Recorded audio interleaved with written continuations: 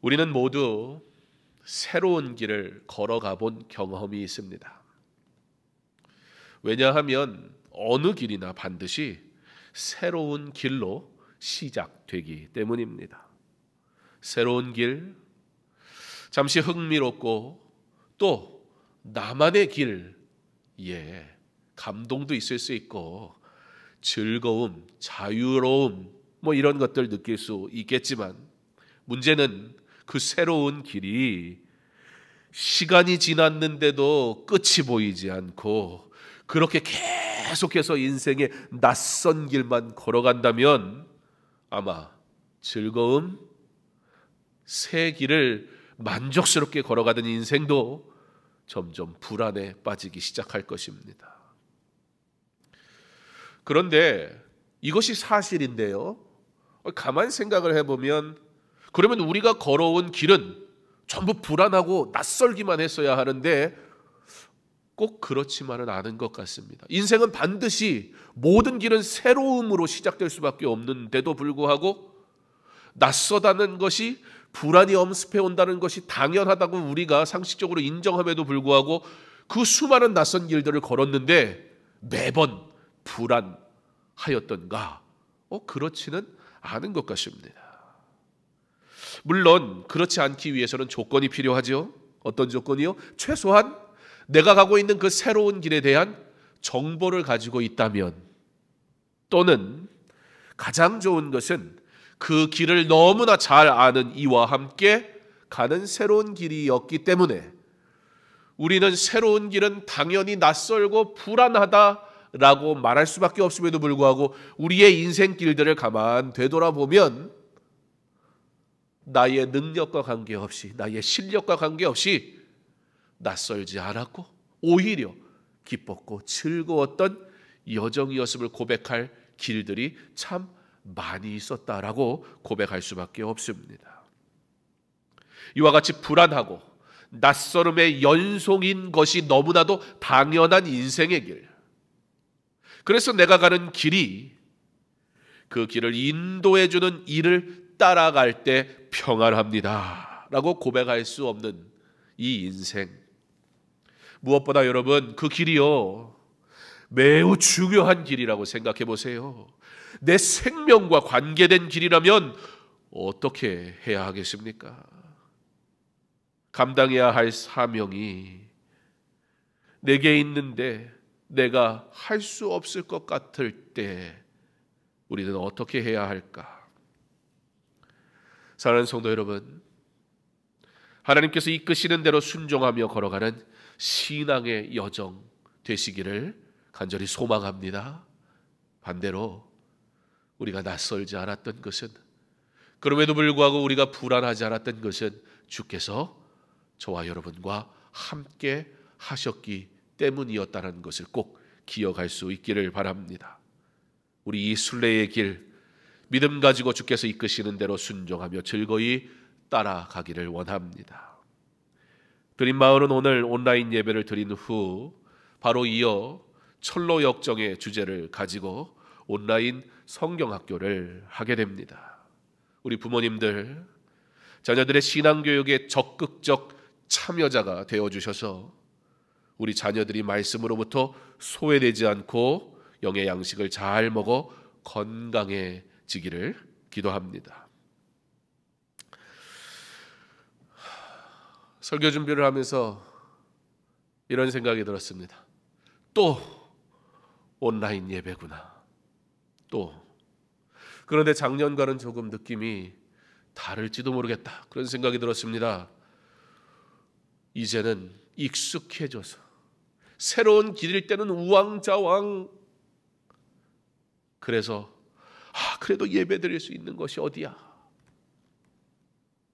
그런데 이제 이 길 내 나름대로 걸어갈 실력이 좀 생긴 것 같습니다. 정말 실력이 생긴 건지 모르겠지만 나름 말입니다. 그래서 또 온라인 예배인데 원래 그래야 하는 것처럼 이제 익숙해져 버린 것은 아닌지 걱정이 되기도 합니다. 작년 초부터 지금까지 기존에 익숙했던 길로 갈 수 없었던 꽤나 험난한 길을 걸어왔고 여전히 우리 걸어가고 있습니다. 그러나 내가 모르는 길을 걸으면서 사실 우리 또 새로운 것을 깨닫기도 했습니다. 하나님의 은혜가 무엇이었는가 우리 구별할 줄 알게 되었다는 겁니다. 오늘 말씀에도 그와 같은 변경된 길이 복이 되는 길이 되는, 문제가 은혜가 되는 그런 내용이 기록되고 있습니다. 바울과 그의 선교 일행은 그들이 계획했던 선교의 여정을 하나님께서 바꾸셔서 빌립보로 가게 됩니다. 갔는데 그 땅에서 할 수 있는 일이 별로 없었어요. 그런데 오늘 말씀은 무엇을 보여주고 있느냐? 그들이 낙심하기보다는 오히려 무엇을 하였다? 기도하였다 하는 겁니다. 기도할 곳을 찾는 그들에게 하나님께서 당시에는 귀한 물품이었던 자색 옥감 장수 루디아를 만나게 하셔서 그녀의 마음을 복음으로 여십니다. 그리고 바울 선교의 마지막까지 충실히 선교의 사명을 감당하는 그릇이 되게 하십니다. 빌립보의 첫 번째 성도인 루디아가 이미 그녀의 삶에는 물질적으로 받은 큰 복이 있었습니다. 자색 옷감이라는 것 자체가 그곳에서 다룰 수 있는 물건이었고, 자색 옷감이라는 것은 매우 귀한 것이었기 때문에 부유하지 않은 사람은 감히 장사를 시도해 볼 수도 없는 그런 물건이었습니다. 그런데 루디아가 받은 이 물질의 복이, 그래서 그녀가 선교 일행을 다 자기 집으로 초청해서 묵을 수 있을 정도로 했을 정도로 좋은 집을 가지고 있었던 그녀의 집은 이전에는 몰랐는데 선교 팀원이 묵을 수 있는 처소가 되게 하고, 나아가서 유럽 복음화의 불씨가 되도록 그녀의 집이 가정 교회가 되게 하시고, 이는 빌립보 교회의 첫 시작이 되게 하십니다. 루디아를 통해 유럽 복음화의 시작을 허락하셨던 하나님께서 일하셨던 것처럼 주의 일을 하며 주의 길을 가는 성도는 내가 가고자 하던 길과 다르다 할지라도 오히려 내가 할 수 없는 일인 줄 알아. 원래부터. 또한 나는 오직 기도하여야 하는 줄 알아. 순종하여 기도하며 복음 증거할 때 루디아의 마음을 여신 우리 주님께서 여러분의 가정과 가문 가운데 복음의 문도 여실 줄 믿습니다.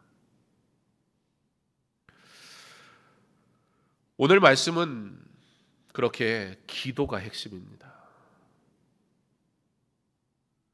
루디아가, 자주장사가, 그리고 옥문을 지키는 간수가, 변화되는 사건들이 일어나기는 하는데요, 그 모든 일의 핵심은 무엇이었냐? 기도, 예배할 곳을 찾는 삶에 대한 이야기라는 겁니다.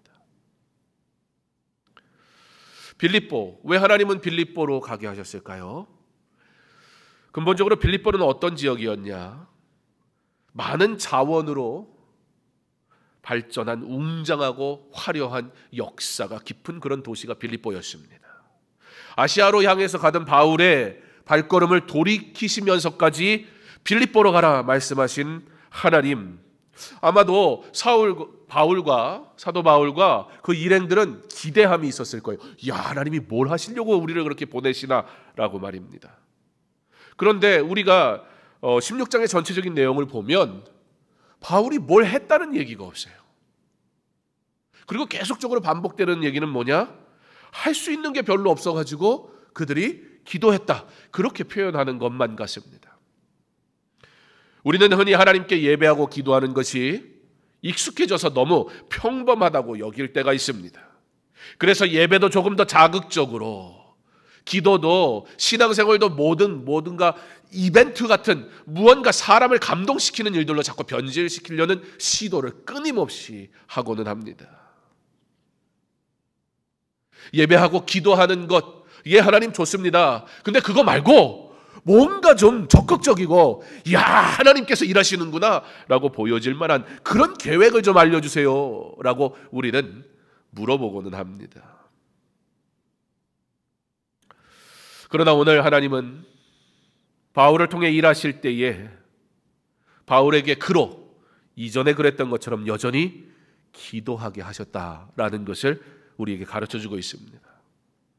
사도행전 3장에 나사렛 예수 이름으로 일어나 걸으라, 베드로와 요한이 성전 미문에 앉아 구걸하던 이를 고친 사건. 여러분, 그 사건은 언제 어떻게 일어난 사건이었습니까? 사도행전 3장은 어떻게 시작합니까? 제9시 기도 시간에.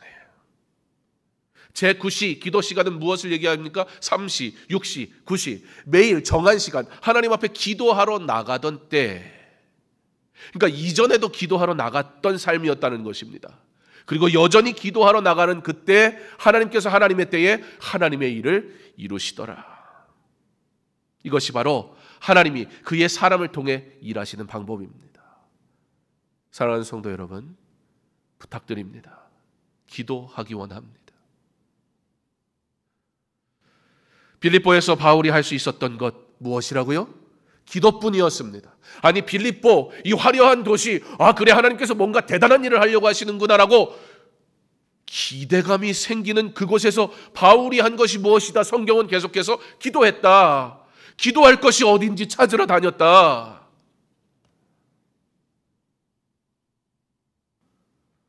기도하고 예배하는 것이 아무것도 아닌 것이 아니라 그것부터 해야 한다. 오늘 성경은 우리에게 말씀하고 있습니다. 아니, 하나님은 그게 전부다라고 말씀하고 있습니다. 문제 많고 어렵고 아무것도 할 수 없는 때입니다. 코로나 시대에 전도할 수 있어? 코로나 시대에 새 가족이 온다고? 우리 스스로 할 수 없다라고 말하는 때입니다. 무언가 하나님이 특별한 일을 보이시면 좋겠는데 하나님은 우리에게 그저 이곳에 머물러 나에게 예배하라, 너의 일상을 그냥 살아가라, 그러며 기도하라 라고만 말씀하시는 것 같은 이때, 하고 싶어도 할 수 없는 이때 하나님은 뭐라고 말씀하시는가? 우리로 더욱 기도하라. 오늘 본문 말씀은 그러므로 그들은 안식일에 기도할 것을, 예배할 것을 찾았고, 그래서 그들은 기도했으며 예배했다라고 말하고 있습니다.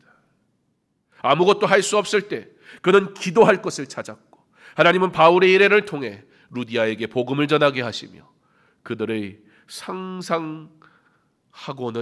그들이 상상할 수 없는 놀라운 하나님의 계획을, 하나님의 선교를 보여주고 있습니다. 이제 우리 오늘 본문 말씀으로 가서 좀 보면, 루디아의 사건 이후에 그래서 바울이 무엇을 했는가로부터 본문 말씀을 읽을 수 있어야 합니다.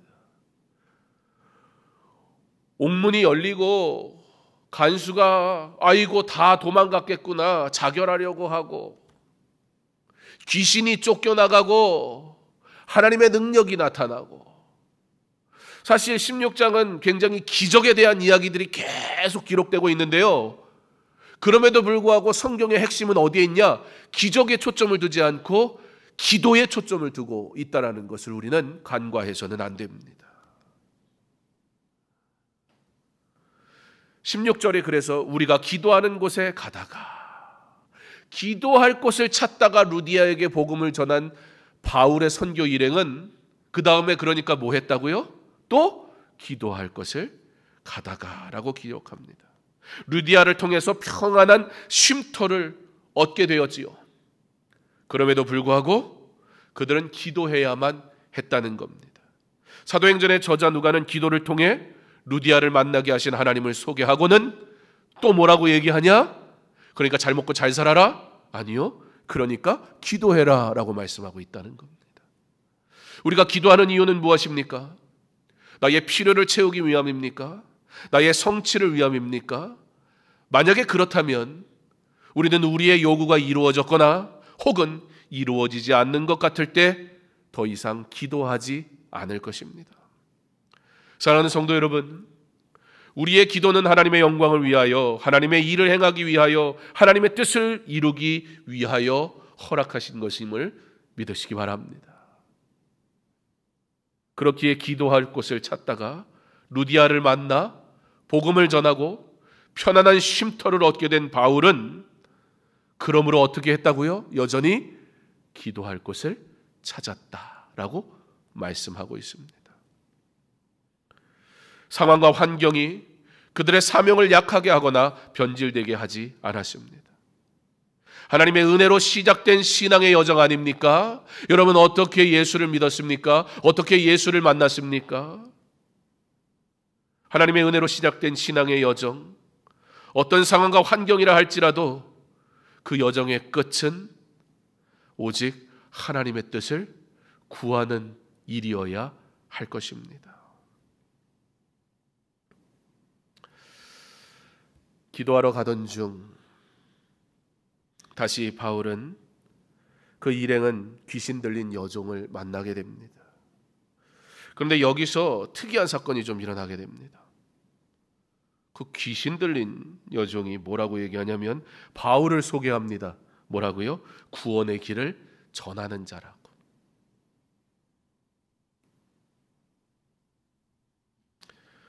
16절에 우리가 기도하는 곳에 가다가 라는 문장과 17절에 구원의 길을 전하는 자라는 문장은 언뜻 볼 때는 정말 바울이 별로 한 게 없구나 라고 생각이 들 수도 있습니다. 그런데 오늘 이 구원의 길을 전하는 자라는 이 귀신 들린 여종의 말이 우리로 분명한 사실 하나를 알게 해요. 더군다나 이것 때문에 바울이 그 일행들이 어려움을 당했다라고 얘기하거든요. 무슨 얘기예요? 오늘 성경은요, 기도에 대해서 계속 강조하는데, 그러므로 기도하면 되는 거구나가 아니라 기도하는 삶 가운데 복음을 전하는 바울의 복음 증거의 삶은 어떠했다? 절대 멈추지 않았었다라는 거예요. 그럼에도 불구하고 오늘 본문은 계속 바울이 열심히 전도했대 얘기하지를 않아요. 간접적으로 귀신 들린 여인이 구원의 길을 전하는 자들이야 라고 귀신 들린 여종도 끊임없이 들었을 정도로 열심히 바울과 그 선교 일행은 뭐 했다? 복음 전했다. 어디에서? 자기들의 계획과 전혀 상관없는 그곳에서, 갔더니 뭘 어떻게 해야 될지도 모르는 그곳에서, 안식일이 됐는데도 예배 드릴 수도 없는 그곳에서. 왜? 당시에는 회당에 갔단 말이에요. 그런데 회당은요, 유대인 남자 10명이 최소한 10명이 있을 때 회당이라는 것을 만들 수가 있었어요. 그러니까 회당이 존재하지 않는, 유대인 남자 10명도 찾을 수 없는 땅, 완전한 이방, 철저하게 고립된 복음 전하기 너무나 최악의 상황인 그곳에서 안식일이 되었으니 기도할 곳을 회당이 있었으면 찾을 이유가 없었다고요. 그런데 찾아가야 할 정도로 척박한 그 땅에서 귀신 들린 여종의 고백을 통해 우리가 알 수 있는 것처럼 그들은 뭐하는 사람이라 알려졌었다? 구원의 길을 전하는 사람이라 알려졌었다.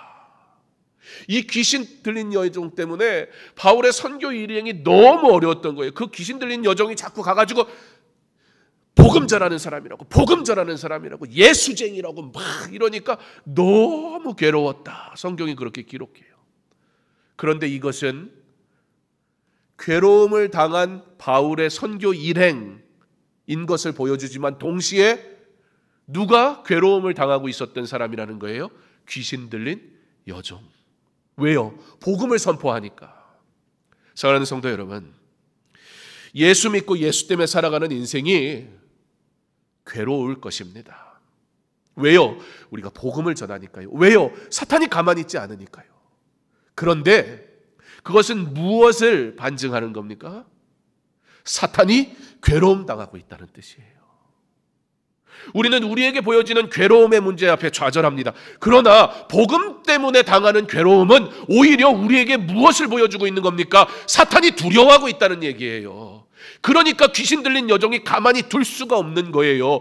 구원의 길을 전하는 자야 라고 사람들에게 막 얘기를 하니까 구원의 길이 뭔데, 예수가 뭔데, 어디서 이방 종교가 와서, 그들 입장에서는 이방 종교잖아요, 어디서 예수를 전해, 막 이러면서 괴롭히기 시작하는 겁니다. 여러분, 오늘 16장의 말씀은요, 우리에게 무엇을 보여주냐면 그 척박한 환경에서 안식일 날 예배 드릴 수 있는 공간조차도 쉽게 찾을 수 없었던, 정말 우상 숭배와 돈이 중요하게 여겨진, 경제적으로는 발달했으니까, 그러나 예수를 믿을 만한 조금의 조건도 가지고 있었지 않았던 그 척박한 땅에서 바울과 선교 일행은 죽을 힘을 당해 복음을 전했다라는 겁니다. 그런데 그런 기록이 직접적으로 하나도 나오지 않아요. 그리고 하나님은 그렇게 복음을 위해 애쓰는 바울 일행에게 무엇을 하길 원하셨다? 기도하라 하셨다.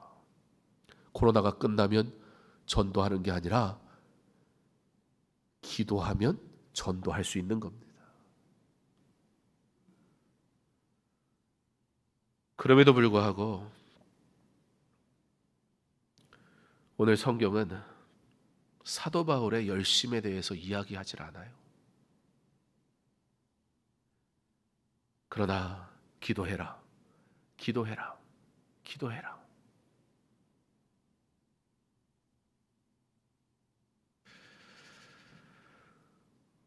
사도 바울의 어떤 행보도 중요하고 다루지 않는 본문. 그러나 그 본문을 읽으면 읽을수록 그곳에는 뭐가 있었다? 여전히 죽을 힘을 다해 복음을 전하는 사도 바울과 그 일행. 그런데 표면적으로 보면 어땠다?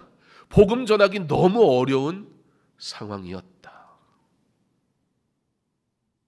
그들의 방법, 그들의 방식, 하나님이 요구하시지 않는다. 그러나 하나님은 그들로 하여금 무엇하라 하시는가? 기도하라 말씀하신다. 성경은 오직 바울의 일행이 구원의 은혜에 참여한, 하나님께 부름받은 그의 백성만이 복음을, 구원의 길을 증거하는 자로 사용되고 있음을 보여주고 있습니다. 여러 날 괴롭힘을 당하던 바울이 무엇을 했다고 얘기합니까? 계속해서 기도했다. 여러 날 동안 괴롭힘을 당한 바울 일행이 그래서 무엇을 했다고 합니까? 예수의 이름으로 귀신을 내쫓았다. 여러분, 사도행전에 가장 핵심적인 반복되는 사건이 있다면 그게 무엇인 줄 아십니까?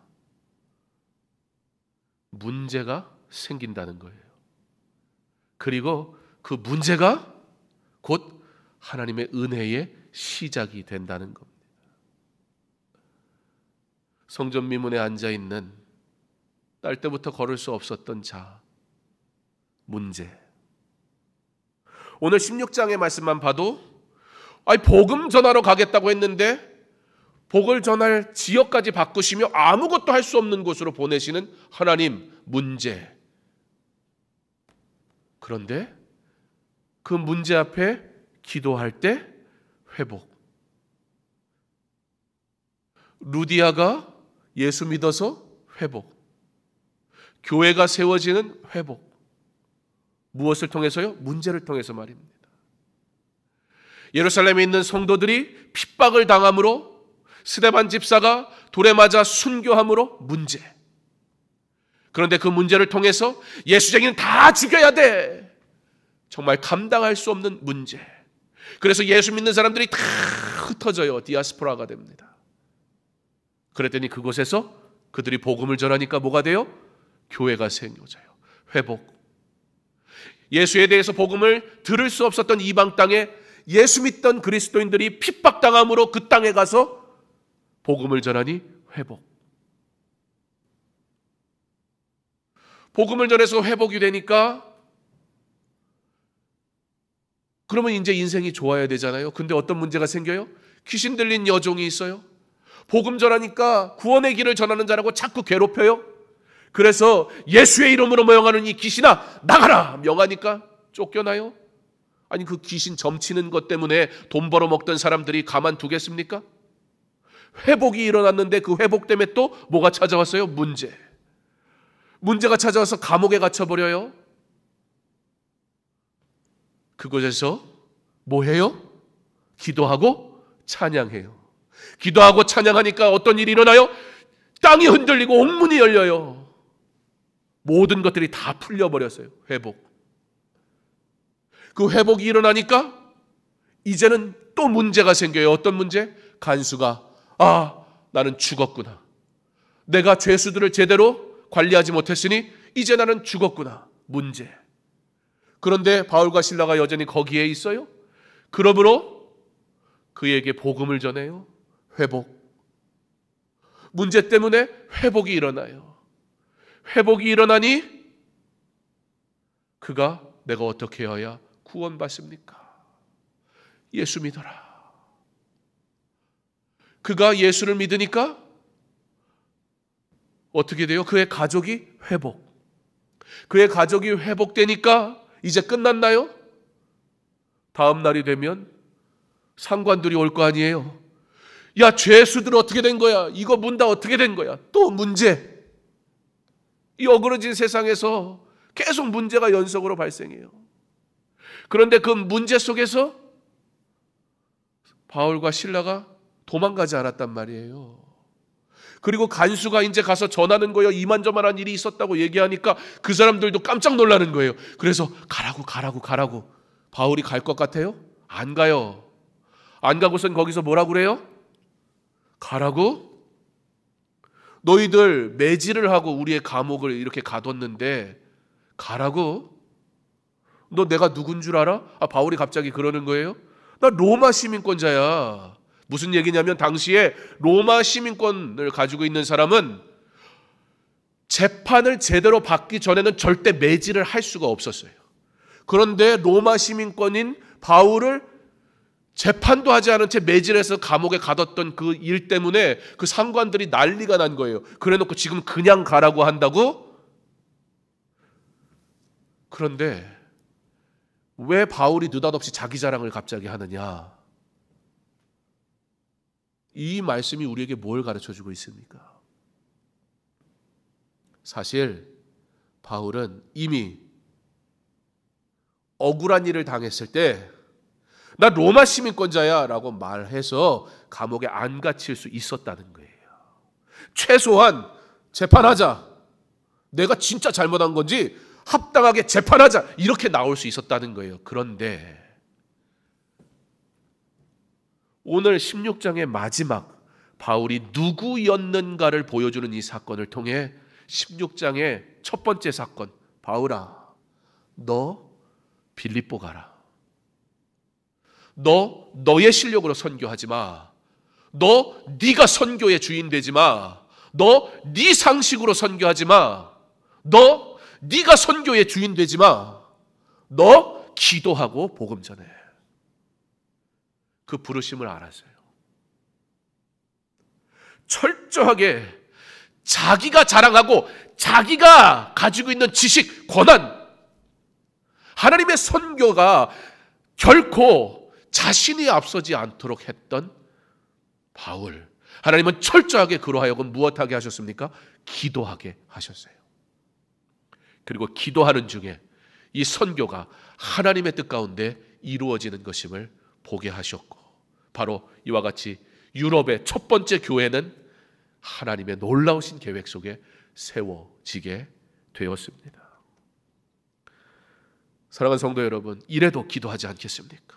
이래도 기도하지 않은 채 내 생각대로, 내 지식대로, 내 경험대로 주의 일을 하겠습니까?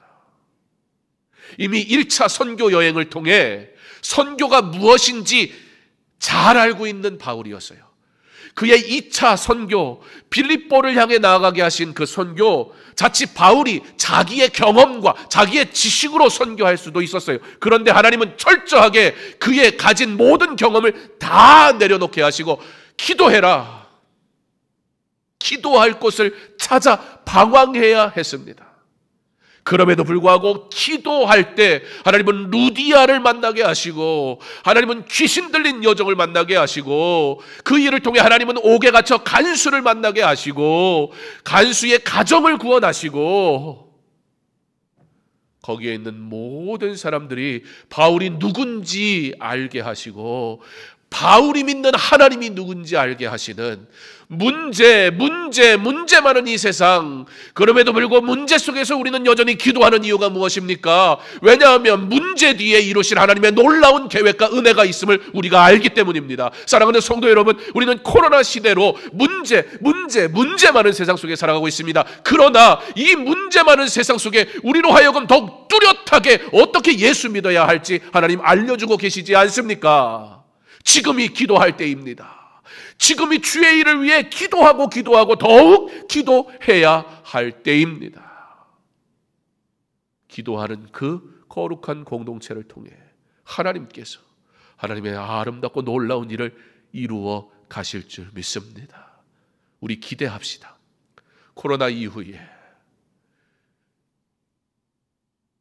세상의 악함을 말하기 전에 교회의 성도의 교회되지 못함과 성도되지 못하였던 모습들이 다 씻겨져 버리고 회복되어지는 은혜가 있기를 바랍니다. 세상과 교회 사이에서 저울질하며 살아가다가, 내가 당연히 예배 드리는 줄 알며 살아가다가, 교회에서 기도하는 일보다 더 많은 일들이 우선순위가 되어졌던 그 많은 것들이 다 멈춰버린 이때, 기도하라 말씀하시는 이때, 교회 생활 잘하는 줄 알았는데 코로나 터지니 기도 외에는 열심히 하던 나 불안하지 않습니까? 기도와 전도는 못해도 나머지는 열심히 하던 나 아무것도 할 수 없어 신앙이 흔들리진 않습니까? 바울의 선교는 경험이나 경력이나 능력이 아니었습니다. 그러나 오직 기도였습니다. 순종이었습니다. 그때 하나님의 선교는 그의 뜻대로 이루어졌습니다. 주의 교회는 하나님의 뜻대로 세워졌습니다. 지금이 기도해야 할 때입니다. 인생은 기도하며 살아가는 것입니다. 안식일에 기도할 곳을 찾아 나아가는 그 발걸음을 귀하게 여기시고, 그들의 입술을 통해 루디아가 귀신 들린 여종이, 그리고 나아가 간수와 그 가정이 구원받게 하신 하나님의 능력을 믿는 믿음으로, 나 로마 시민권자야, 그거 앞세워서, 내 잘난 것 앞세워서 신앙생활하는 것 버리고 주의 은혜로 삽니다. 기도할 뿐입니다. 기도의 자리로 나아가 기도하는 중에 하나님이 나 같은 자를 통해서 일하시는 놀라운 하나님의 기적을 경험하고 진짜 예수 믿는 은혜 가운데 살아가는 저와 여러분 될 수 있기를 주님의 이름으로 축원합니다.